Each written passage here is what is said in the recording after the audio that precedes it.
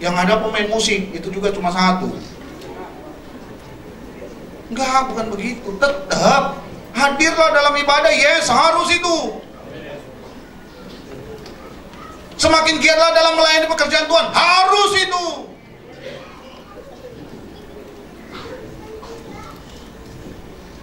Tapi dikatakan bahwa kalau kita udah selamat, sudah diselamatkan oleh Tuhan, tanda petik, belum mencapai soe tadi, tapi masih zao dalam kehidupan ini, maka sementara kamu menantikan keselamatan yang telah tersedia untuk dinyatakan pada zaman akhir, bergembiralah akan hal itu. Sekalipun apa? Sekarang ini kamu seketika harus apa? Harus apa? Sekali lagi harus apa? Kira-kira kalau udah kata-kata, dengar kata-kata duka cita, enak gak ini?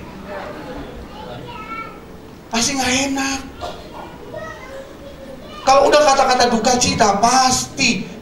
Ini bukan kata-kata duka cita seperti kita kehilangan mungkin orang tua kita karena meninggal. Bukan itu. Dulu saya juga menganggap seperti itu. Waktu ada khotbah ucapan bahagia di bukit, kan ada kata-kata Tuhan Yesus ngajarin apa?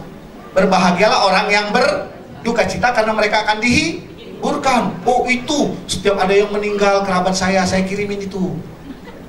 Jadi kalau begitu, sesudah saya ngerti, oh berarti selama ini saya bilang bahagia aja lu. Kenapa? Kan ada yang meninggal, bahagia aja lu. Bukan itu. Kata-kata duka cita itu bukan bermaksud bahwa kita jadi bersuka cita. Tapi di situ duka cita terhadap dosa, duka cita terhadap pelanggaran akan firman Tuhan. Berduka citalah di situ.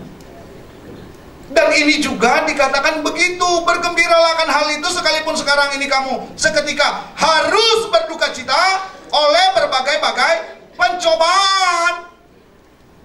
Memang ini akan terjadi dan sudah terjadi. Bahwa pencobaan demi pencobaan semakin lama semakin berat. Dan pencobaan demi pencobaan bukan lagi pencobaan yang begitu dahsyat sampai kapak nempel di leher atau belati di sini supaya kita menggagalkan iman kita. Bukan di situ. Tapi permainan iblis itu semakin hari semakin halus dan semakin licik. Kelihatannya seperti benar, padahal sedang menuju kepada kebinasaan. Sepertinya dalam hidup yang benar-benar suci kudus, padahal benar-benar kudis. Ya.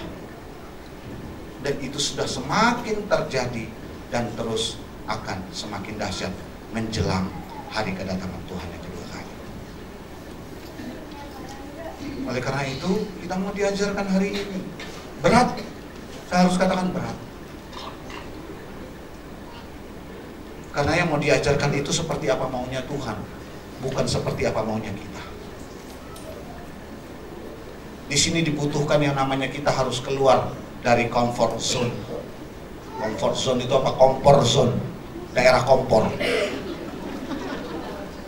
Bukan ya? Oh, dari daerah nyaman kita harus berani keluar. Gak bisa kita menikmati suasana nyaman yang selama ini sudah kita alami. Sepertinya itu benar bahwa selama ini selalu kan, sepertinya kalau hidup kekristenan, kalau nggak berkat demi berkat, itu kayaknya hidup kekristenannya nggak cocok, nggak maunya Tuhan tuh. Kutuk-kutuk kayaknya tuh, kutuk keturunan harus dipatahin tuh. Dari sekian keturunan harus dipatahin, kayaknya seperti itu. Tapi kalau ada yang diberkati melimpah segala macam, gerejanya besar, jemaatnya ribuan, jutaan, oh itu baru gereja yang diberkati. Saya akan bilang, ternyata mohon maaf saudara sepupu kita lebih banyak jemaatnya. Sampai sekarang mereka masih mayoritas.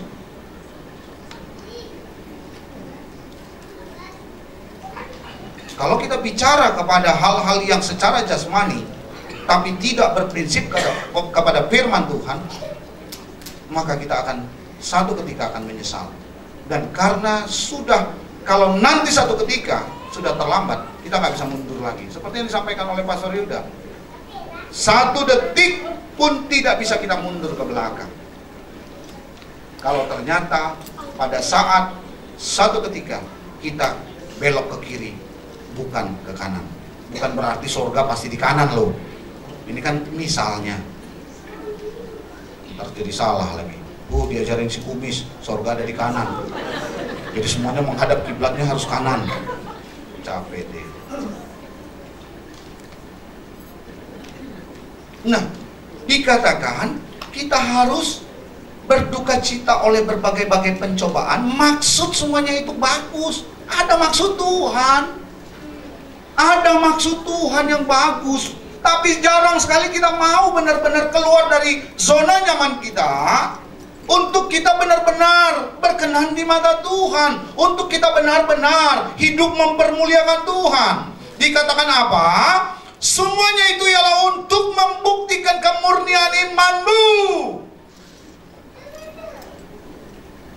Makanya saya begitu yakin dan percaya, dalam Yesus ada mujizat, dalam Yesus ada berkat, dalam Yesus ada damai sejahtera, dalam Yesus ada sukacita. Amin. Tapi dalam Yesus juga ada aniaya. Nah, ini nggak mau, nggak amin. Ngapain ikut Yesus teraniaya? Hidupku aja sudah penuh dengan penderitaan. Aku tak sanggup lagi menerima semua ini. Ya udah, kalau nggak sanggup, manikot mau. Itu bahasa dari planet seberang itu. Jangan diikuti. Manikot itu bahaya. Dosa besar. Bunuh diri maksudnya. Nggak boleh. Kita memang betul-betul harus membuktikan iman kita. Kita harus benar-benar yakin bahwa begitu kita sudah memiliki jaminan keselamatan itu, kita harus benar-benar berani menjadi saksi. Dan Tuhan minta supaya kita belajar kepada siapa? Kepada gembala, kepada pendeta, kepada pimpinan, atau kepada siapa? Kepada Yesus sendiri. Belajarlah kepada aku.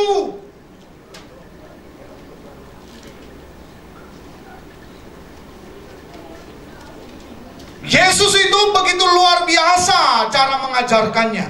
Apa itu? Dia bukan sekedar cakap mengajar dengan mulutnya saja,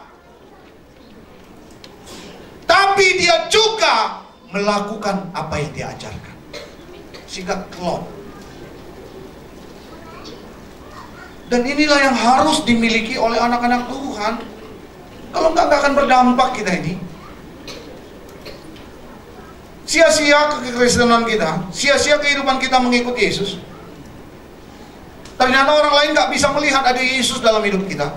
Justru yang mereka lihat siapa? Lucifer kayaknya lebih banyak dalam hidup kita.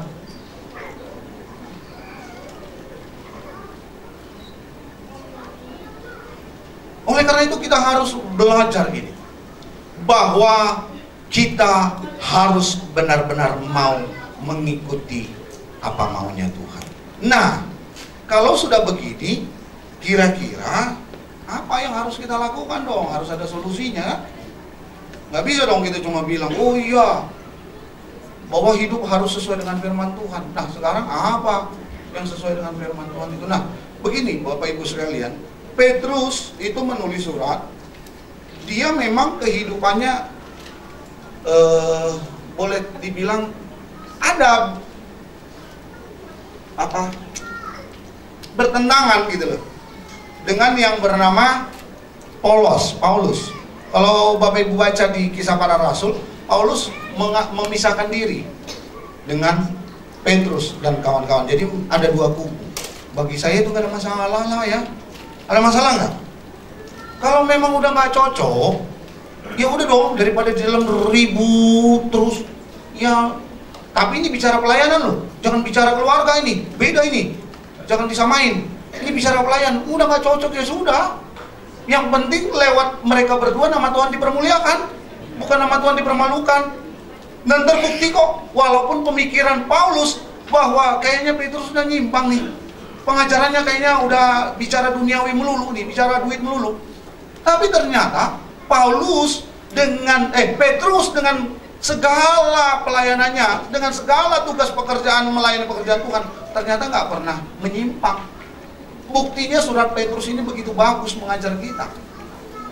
Nah, surat Petrus mengajar, dan Paulus juga seperti mengiyakan.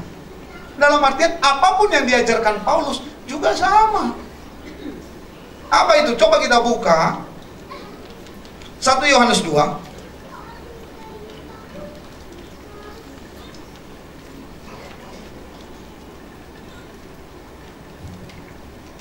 Tapi sebelum ke 1 Yohanes 2, Petrus itu betul-betul murid langsung daripada Tuhan Yesus.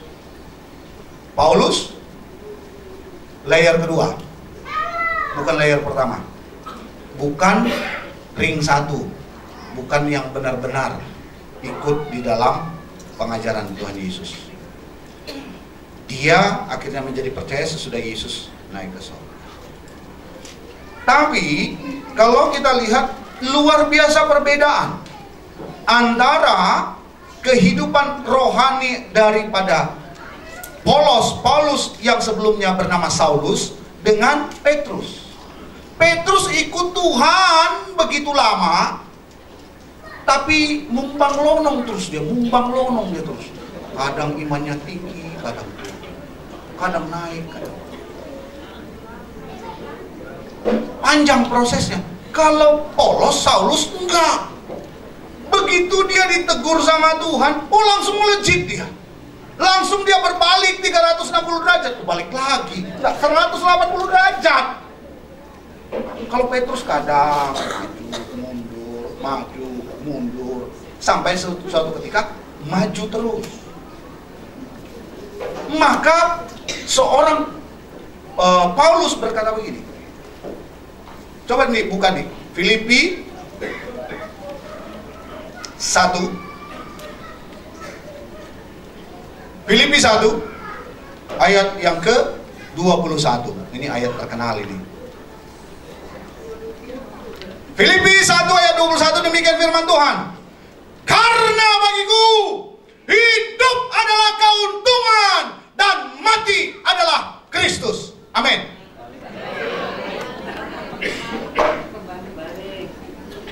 Terbalik. Benar terbalik. Tapi kenyataannya apa? Kita jujurlah. Fairness dong.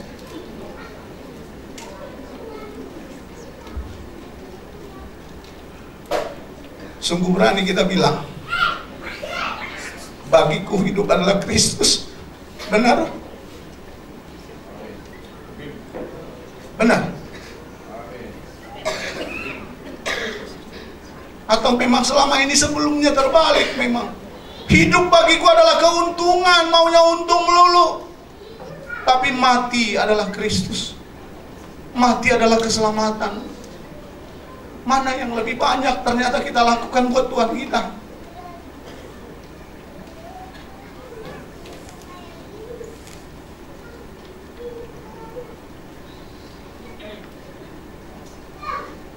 Dan memang seharusnya bagiku hidup adalah Kristus dan mati adalah keuntungan. Itu yang memang harus terjadi. Kalau sampai ini tidak bisa kita lakukan, Bapak Ibu sekalian, kandas kekristenan kita. Percuma kita ngikut Kristus. Percuma kita dibilang orang Kristen. Karena memang kalau udah hidup kita itu adalah Kristus, memang akan bertentangan jauh dengan dunia. Bertentangan jauh dengan dunia. Pasti akan kita dibilang aneh.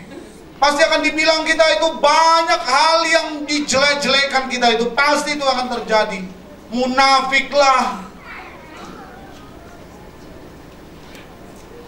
Pencitraan lah. Kan itu yang terjadi. Coba kalau Bapak Ibu hidup benar-benar bagimu adalah hidup adalah Kristus. Coba kalau kita nanti dengar kesaksian, ini apalagi kalau di kalangan artis, kalau benar-benar hidup bagi Kristus, memang gampang, nggak ikut dugem. Alah, lu sok suci lu, sok rohani lu, bisa kuat kayak begitu? Saya yakin Tessa kuat.